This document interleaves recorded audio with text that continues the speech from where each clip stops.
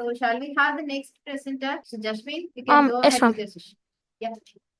Yes, ma'am. So I would like to start with introduction, ma'am. My name is VM Dashwin Surya, and I'm from Mahatma Global Gateway, Madurai. Sharing screen, ma'am. Yeah, we could see your screen. You can go ahead. Yes, ma'am. So I have taken the theme as quality education, and I have chosen the topics which are familiar in every PPTs, ma'am.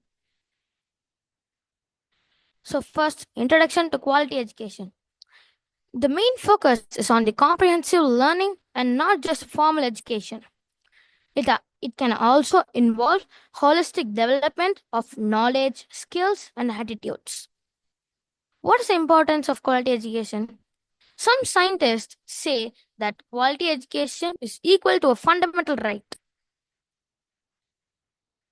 Next, the pillars of the quality education. There are four main pillars. They are access, curriculum, effective teaching, and student-centered learning. First, access. This ensure this is ensuring that education is available to all. Curriculum is relevant, include, and aligned with modern needs. Effective teaching. Skilled and motivated teachers who engage students. Equity. Ensures education is accessed. Next, characters of quality education. There are three: equity, relevance, and inclusive. Equity ensures that education is accessible to all regardless of social economic status, location, or ability. Next, relevance. Curriculum and teaching methods should meet the needs of society. And finally, inclusive. Education should be adapted to cater and to diverse learning needs and disabilities. Now, the challenges to achieve quality education. There are three main challenges: lack of resources, inequality, and untrained educators. Lack of resources. Insufficient funding, infrastructure, and materials can hinder learning. Inequality. Social economic disparities often lead to unequal access to education. Untrained educators, poor teachers, quality inadequate professional development limit the effectiveness of education. This is a big drawback of quality education. Next, role of technology in quality education. There are three main roles, and now is e-learning platform. It is an online system that delivers educational content, courses, and training enabling flexible and interactive learning anytime. For example, Khan Academy. Second comes the digital classroom, a technology enabled learning environment where teachers and students interact using digital tools such as smartboards, virtual collaborations, etc., to enhance the education.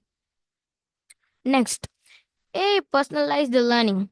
Artificial intelligence, which means AI, is transforming education by enabling personalized learning experiences. AI-powered system can analyze a student's strengths, weakness, and learning pace to educational content accordingly. And that's all for today, ma'am. Thank you. Thank you, Mr. Jashwin. Yes, That ma'am. was a nice presentation and your topic was really good. And congrats, you have completed within the time. Yes, ma'am. Thank you. Yes. So I would like to get the next participant, Ms. Midula. Yeah, Midula, are you ready? Yes, ma'am. Am I audible, ma'am? Yes, of course. Can you share your screen? Yes, sure, ma'am. Yeah. So, good morning to everyone present here. This is Mithila of LBG CBSE. So, yeah, before starting, I'd like to tell there are a lot of natural disasters are happening nowadays. So, that's why today I took the topic climate action. And I'm going to talk about the impact of AI in climate action. Let us see the agenda first. So, first, we're going to see what climate action is, then what AI is. How does AI help in fighting climate change? Why AI is important for climate change? And then challenges of AI. And at last, we see the conclusion. First, what is climate action? Climate action refers to efforts taken to reduce greenhouse gas emissions and helping us adapt to climate change that can protect the environment. It includes using renewable energy, conserving resources, and creating policies to slow global warming and help us protect the environment. What is AI? AI is a technology that enables computers and machines to think, learn, and make decisions like humans. It also helps us in protecting our nature and reducing climate change. Now let's see how AI helps us fight climate change. Saving energy. Yes, AI makes buildings, factories, and cars use less energy and reducing pollution. Helping renewable energy. It predicts winds in sunlight to make our solar energy and wind power work better. Predicting extreme weathers. AI warns us about storms, floods, and heat waves earlier. Protecting nature. AI helps deforestation and pollution using satellites and sensors. Improving farmers. AI helps farmers to grow crops with less energy and fewer chemicals. It also warns the farmer with transport. Smart cities and transport. AI reduces traffic, improve public transport, and make cities greener. Next, we'll see the importance of AI in climate action. AI makes things faster and more efficient. It helps people find new ways to protect the earth with the help of a lot of internet like ChatGPT, Siri, and Google. It warns us about climate dangers before they can happen. So next we'll see about the challenges of AI. Even though AI helps us protecting our nature, it also can causes climate change. Like for making an AI mission or a project, we are using a lot of electricity, which can cause pollution. And AI needs to be used carefully to make sure it helps the planet. Next, in conclusion, I want to tell that AI is a powerful tool to fight climate. We should use it wisely to help to make the earth a cleaner and safer place. That's it for today. Thank you so much. Thank you, Ms. Vidula. That was a nice topic, and you have chosen, of course, a different topic. Thank you, ma'am. Congrats. Yeah. Thank you, ma'am. Thank you. Can we have the next participant, please? Srisha. Yes, Ms. Srisha, you can go ahead with your session.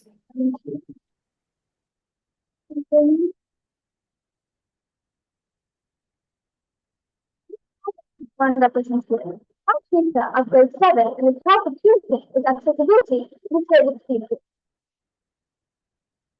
To read identity, project overview, talking about identification, searching for the problem, searching methodology, human application, use of AI, conclusion, and accordance with it. To use the project overview, the most project helps people with disabilities and interacting with them remotely. To hear the interaction is done by persons. So if the ground falls down on the floor, the floor sensors will sense the unusual action by the disabled people in case of any accident. So this floor sensors makes alert and inform the taxi. Then the taxi carrier will come to the house and be informed. And also, moreover, proper education should be given to all disabled people in schools and colleges. So this is the problem identification. So here's the problem. Ground falls on the floor and there's no one house. So like even if you call, no one will be able to help them. I also know in the direction that no one will be able to help them either. No one can get also in other activities. And here is a solution for all these problems. For disabled people, which is SHDP. So this problem where we have this field, we have four centers, in which like it'll sense the unusual actions done by the disabled people, which will produce an alarm and will send to the calculator with any software problem. And also here's the solution methodology. To every problem, we have a solution. And a solution we have a method for following. So these images were captured and bound into a device. So the first one is a normal old man standing. So the others will not be things. And next, when your grandpa will be saying this, so others will do things to the caretakers and solve the problem. And also, the next one is the grandpa calling them, others will be sent to the caretakers. Next, we have the real world applications. So all of here are in this group. So smartwatches and camera. So these applications so that the caretakers can see the alarms. So smartwatch or camera and a mobile application.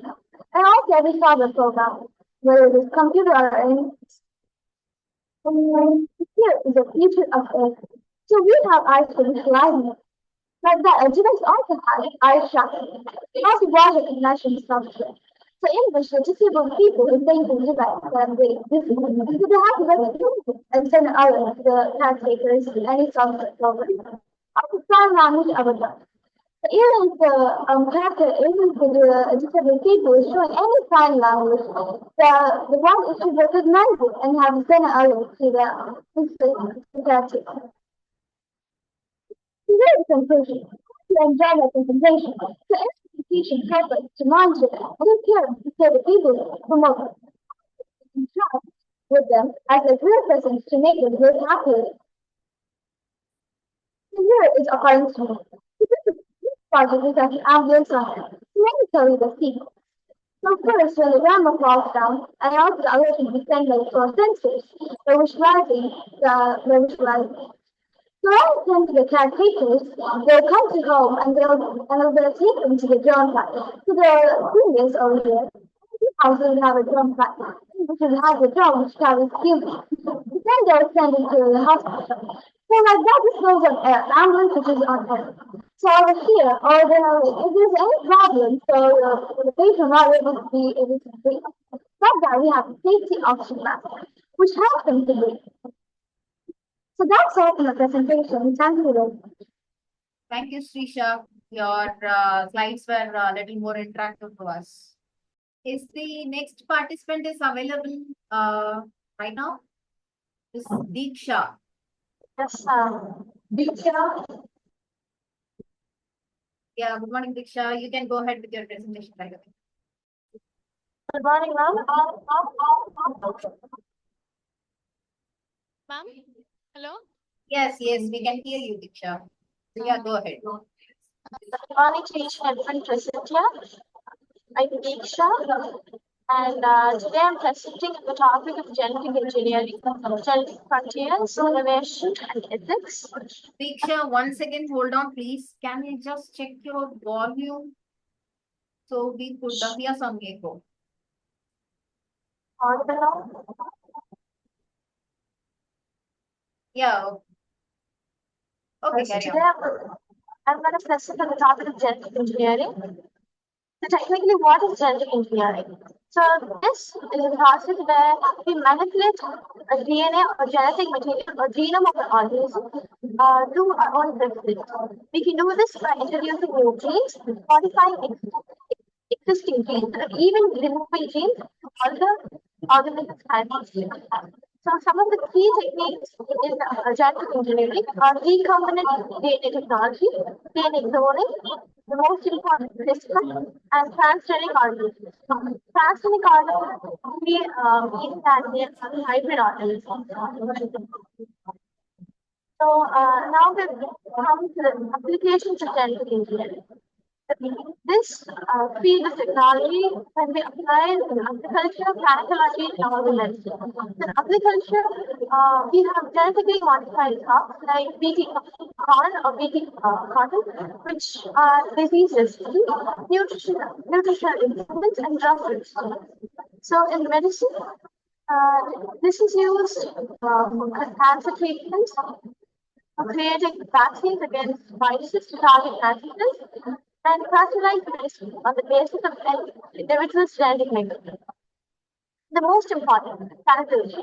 So recently, just 2 weeks back, scientists just created the woolly mouse, which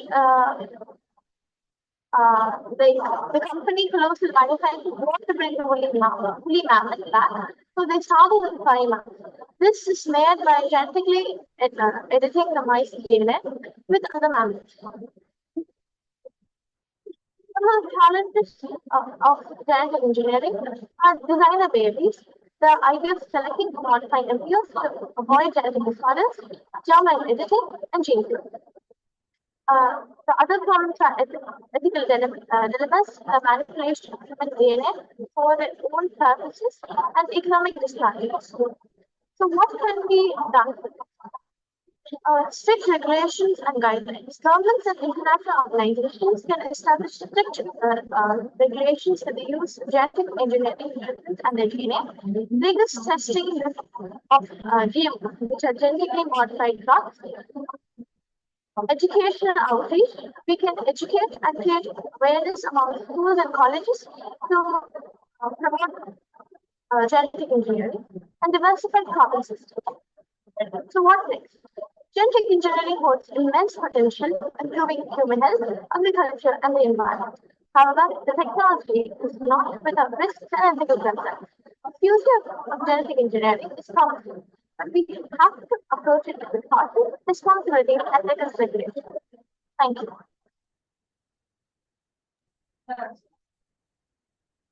That was a nice presentation, Ms. Diksha. It was awesome. Yeah, thank you. Okay, fine. As of now, we are holding two participants. One is Trinavan as well as Sana. So we are now moving to Jovita. Okay. Jovita, can you just share your screen? Yes, ma'am. Good morning, ma'am. Yeah, good morning. You can start your presentation. I'm Jovita. Jovita Kristen from MGG, ma'am. I'm studying 9th standard. And I'm going to be talking the topic of genetic engineering. So, genetic engineering is a process of using molecular techniques to alter the genetic makeup of an organism. It involves the direct manipulation of one or more genes. Most often, a gene from another species is added to an organism's genome to give it a desired physical feature. I'll be talking about three aspects of genetic engineering: recombinant gene technology, cloning, and gene therapy. The idea of recombinant DNA technology was first proposed by Peter Lawson, a graduate student with Professor Gall Camper in the Department of Biochemistry at Stanford University. Recombinant DNA is artificially created by combining genetic techniques, sequences that don't naturally occur together.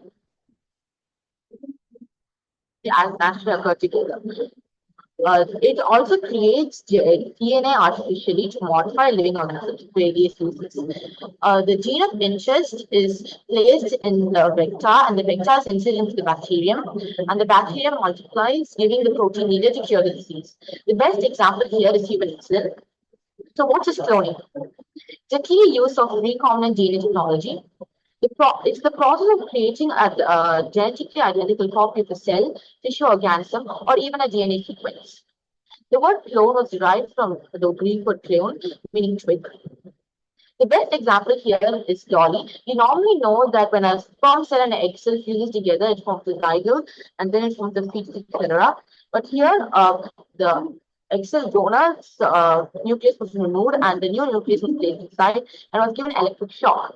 Hence, it started multiplying and was inserted inside its foreign mother, gave birth to Dolly. So this is a picture of Dolly. There are three types of cloning: gene cloning, reproductive cloning, therapeutic cloning, and natural cloning.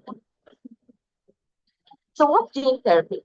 It's an intracellular delivery of genes to generate a therapeutic effect by correcting an existing abnormality. For example, let's take a person with a particular disease and the cells could not make the exact protein needed to cure the disease. In that case, we can use gene therapy and insert the DNA needed inside the cell and to produce the exact protein needed to cure them from that disease. There are two types: ex vivo approach and in vivo approach. Ex vivo is the most commonest method. It's when the cells are harvested from the patient and the DNA needed to produce the protein is inserted and is inserted back into the person. In vivo approach, the whole process takes place inside the patient's body. Uses of gene therapy. Here is a list of diseases that can be cured by gene therapy. This is therein who was successfully treated for February disease with gene therapy. Uh, so in conclusion, I come to say that genetic engineering is very useful for understanding the molecular basis of a disease, producing new variety of plants, preparing for human proteins like insulin, etc., preparation of nucleic acids or proteins for vaccines, curing this rare disease which once thought to be incurable. Thank you. Yes, of course. That was a good presentation, Ms. Jovita. Your Oh, yes. slides were interactive and that was very useful for us. Can you share your presentation, Mr. Drunaban?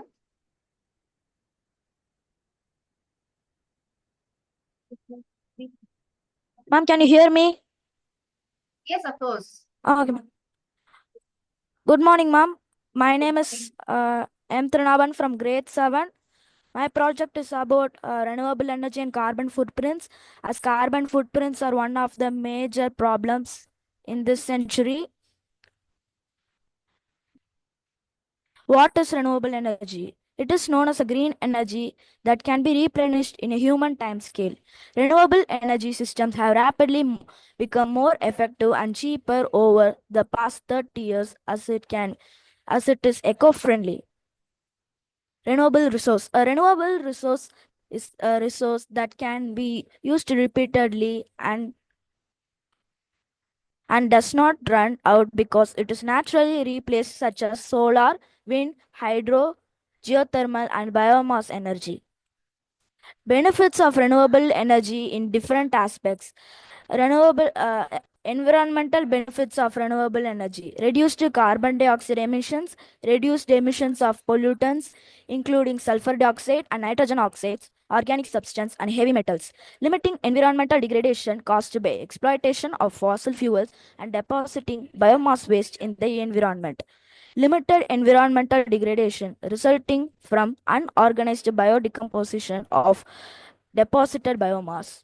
Social and economical benefits: preserving non-renewable fossil fuels source, use of renewable energy source to their full potential, implementing international commitments applicable to energy of harmful substance to the atmosphere, growth stimulation in numerous branches of the economy including advanced technology industries supporting local markets, improved quality of life and increased energy security country.